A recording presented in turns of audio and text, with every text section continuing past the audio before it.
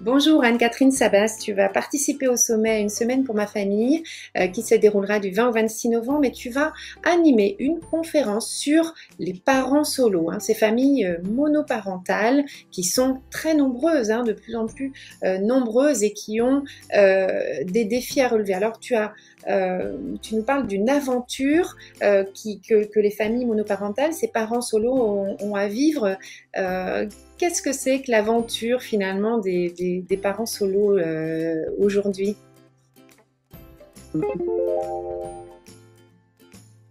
Alors, c'est déjà une aventure parce que souvent, c'était pas prévu. C'est-à-dire que on part au départ souvent, quand on a un enfant, dans la vision d'avoir un couple qui tient la route. Et puis, il y a ce que j'appelle moi des accidents de vie qui font qu'à un moment donné, on va se retrouver seul avec un enfant, que ce soit à temps complet, à temps partiel, et puis avec des rapports qui seront pas toujours faciles à gérer avec l'ex-conjoint.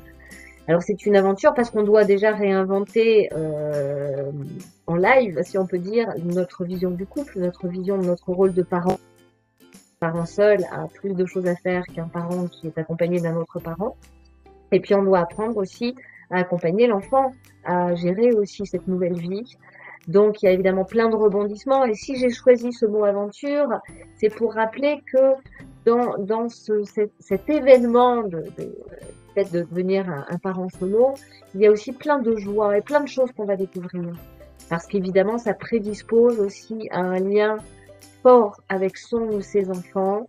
Et puis, aller, il faut pas se le cacher, découvrir des ressources en soi qu'on ne soupçonnait pas, tout simplement parce qu'on n'a pas le choix. C'est un peu ce qui se passe dans une aventure. On est confronté à des situations pas prévues et on va devoir développer notre créativité, notre capacité d'adaptation.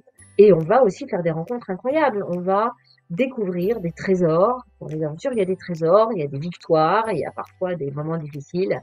Et puis finalement, ça se termine toujours bien dans les aventures.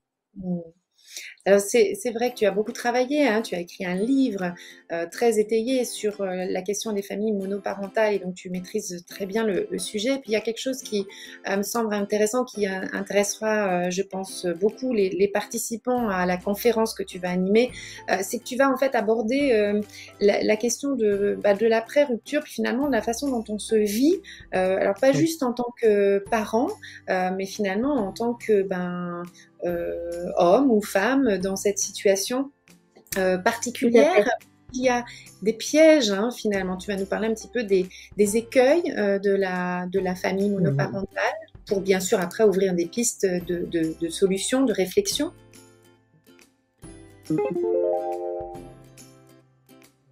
Oui, alors moi j'accompagne des parents depuis très longtemps, avant même de commencer à réfléchir précisément sur la question des familles monoparentales.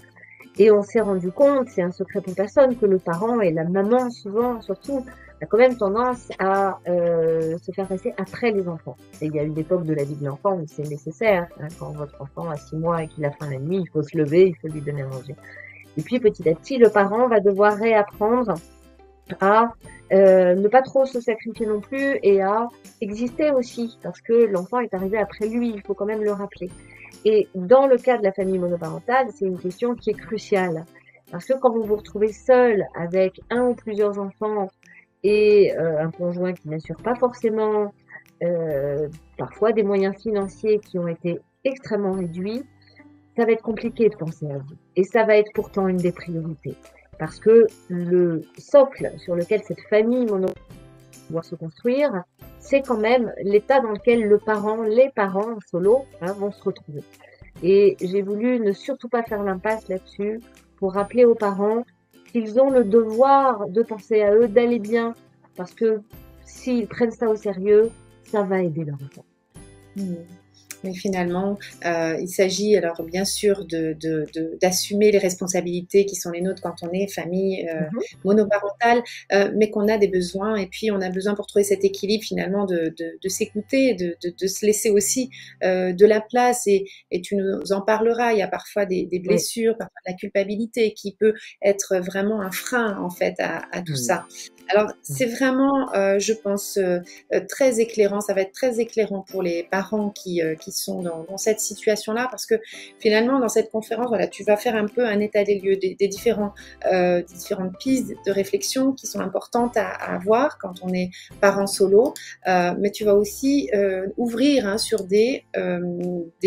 finalement des pistes plus concrètes du quotidien Oui, avec les enfants. De quoi voilà. finalement tu vas parler dans cette conférence, oui. Alors,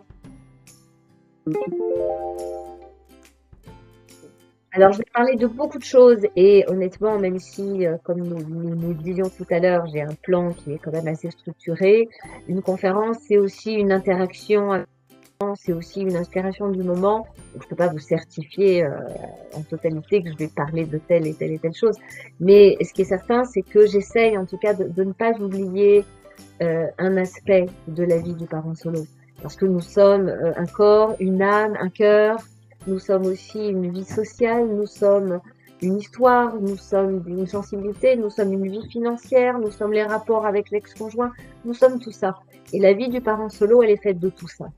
Et moi, dans ma pratique, puisque ça fait maintenant 25 ans que je suis psychopraticienne et psychanalyste, je me suis vite rendu compte que les belles théories, c'est pas ça qui aide les gens. Hein.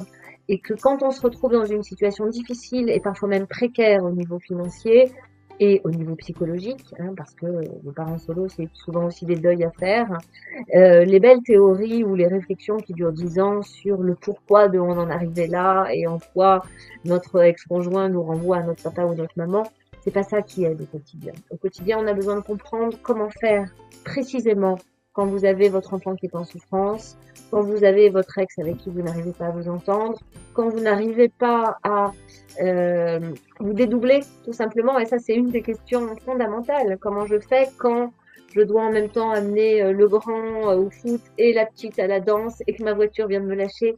C'est toutes ces questions qui, évidemment, sont les points cruciaux par rapport à l'état psychologique du parent et donc de la famille. Donc, on parlera évidemment de choses extrêmement concrètes. Donc en tout cas, vraiment, cette conférence s'avère vraiment très, très riche, hein, plein de pépites. Tu as dans ton plan, on voit toutes les pistes que l'on va voir ensemble. Et encore une fois, bah, c'est une conférence que je vous invite vraiment à venir suivre, qui va être passionnante et je pense vraiment très aidante si vous êtes parent solo. En tout cas, Anne-Catherine, merci d'avance pour ta participation. On te retrouve donc dans la conférence du sommet, une semaine pour ma famille. Vous retrouvez les liens sous la vidéo. Est-ce que tu souhaites dire un petit mot aux personnes qui pourraient avoir envie de te rejoindre et nous rejoindre? Alors oui, je pense que c'est important. Je parle pas souvent de moi, mais comme je t'en ai fait la confidence, moi je reçois donc des parents, des enfants, beaucoup de jeunes, d'adolescents depuis des années. Et puis, il se trouve que ma vie m'a amenée à me retrouver dans cette situation-là. Je recevais déjà régulièrement des gens qui étaient concernés. Et puis, je me suis retrouvée à un moment donné dans cette situation-là. Et un jour, par la magie des rencontres, un éditeur, qui était l'éditeur d'une de mes amies, dont j'avais préfacé le livre, cet éditeur me contacte et me dit, moi, j'aimerais bien que je lui raconte un peu mon histoire. Et il me dit, j'aimerais bien que vous écriviez un livre sur les familles monoparentales. Et ma première réaction, ça a été, ah non, surtout pas. C'était déjà assez compliqué comme ça à certains moments. Et je me suis réveillée le lendemain matin en me disant, mais bien sûr, il faut que je le fasse.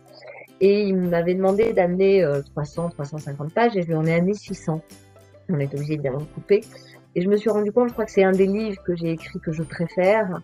J'ai évidemment mis beaucoup de mon cœur et il m'a permis aussi ce livre d'aller découvrir ou redécouvrir des pépites de cette phase de ma vie.